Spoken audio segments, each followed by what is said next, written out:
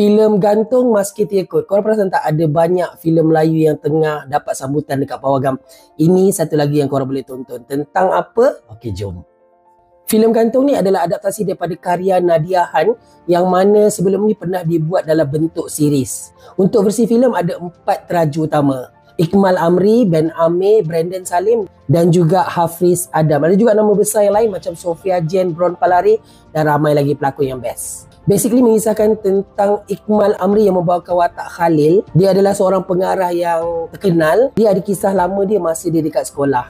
One day ada kawan dia nama Farah call dia untuk diorang pergi balik kat sekolah tu, imbau balik untuk selesaikan satu perkara yang diorang pernah tergantung. 10 tahun sebelum tu Khalil dan 3 kawan dia ni pernah dituduh menjadi punca kepada seorang pelajar wanita bernama Ratna menggantung diri dia dekat sekolah tu. Basically kalau korang nak tahu apakah cerita sebenarnya masa tu dan juga apakah yang dilakukan oleh 4 sekawan ni untuk bersihkan nama diorang, korang kena tonton filem Gantung Musketeer Code ni dekat Pawagam bermula 5 Jun tahun ni. Satu benda yang saya perasan masa tonton filem ni adalah setiap scene tu akan membuatkan korang macam nak tengok next forward scene apa sebab setiap scene merungkai satu perkara. Bagi saya rating bagi filem ni adalah 8.5/10. Bagi korang yang suka filem yang diadaptasi daripada novel, filem-filem yang fresh, ini adalah filem untuk korang.